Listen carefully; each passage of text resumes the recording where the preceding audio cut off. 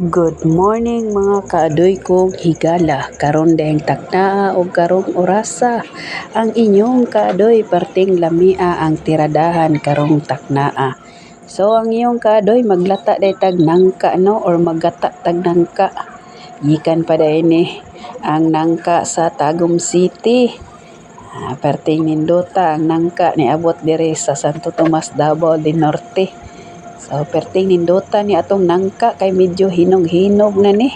Kani laging karong pata nagka-time nga magulay-gulay. Tapos pinaabtik dayon ta, pwede na ni basta magulay, why imposible. Medyo yelo-yelo na ni iyang mga unod kaadoy pero dili pa siya hinog. Magulay gihapon, so pinaabtik din na gilatan sa inyong kaadoy. So karon ding taknaa o karong orasa perti juning lamia ang tirada sa inyong kaadoy. Arang kanindot sa kabuntagon labi na sa panahon nga magulay-gulay ang inyong kaadoy. Sa wala pa day namahaw dia mga kaadoy kong higala. Perting daghana ato ang tirada karon kaning gulay nga gata-gata nga perting lamia. So kani day akong gipangluto karon puro yun ni libre. Kani po dahing lubih nga akong gigamit ani. Gikan po dahing ni sa kaadoy kong higala. Nga walay lain. Kundi silingan namo diring dapita. So arang kanindot sa tuang subak. Nga mo ni gitawag na kalkag o gagmay nga hipon. So ani ang tirada sa inyong kaadoy unlimited ang atong subak dira nga gibutang-butang sa inyong kaadoy. So arang kanindot ni ato ang tirada karon kay perting daghana akong gisagol dira kalkag day tawag ana sa mga kaadoy or gamay nga hipon. So mo ni ang tirada sa inyong kaadoy nga nakaingon jud ko nga perti na jud ning lamia or perti na jud ning humuta. So karong kabuntagon mga kaadoy, grabe jud atong pagtirada diri nga sayo pa sa kabuntagon si kaadoy ni birada na jud gulay na perting lamia. So gibutang na nako ang gata ja kaadoy no. Nga gikan pa jud ni sa ato ang kaadoy nga perti po ning gataa ang ilahang lubi.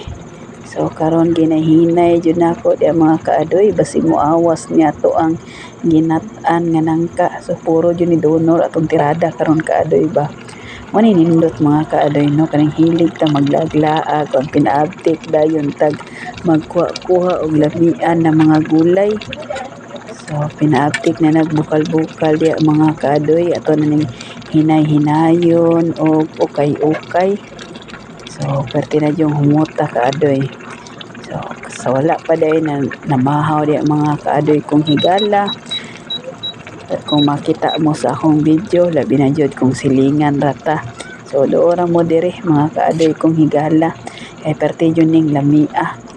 Kay sa subak pa lang grabe na jud ka unlimited ang atong subak diring dapita.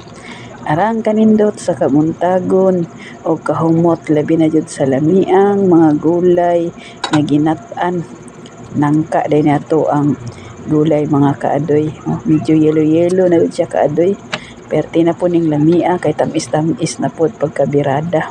So gibutangan na og asin-asin or gitimplahan na sa inyong kaadoy. So ani day mo tirada si kaadoy no nga perti yung lamia ang pagtirada ani. So sayo pa sa kabuntagon makaingon na jud ka ba. Sana all na makagulay na jud. So ani jud kakugihan si kaadoy basta na alang joy lutuonon diring dapita. Way pagduha magulay-gulay. Mo rin ni akong tirada mga kaadoy kong higala o na perti na jud ning humuta. Sa akong pag-ukay-ukay diring dapita, maingon ako sa inyo ha mga kaadoy kong higala.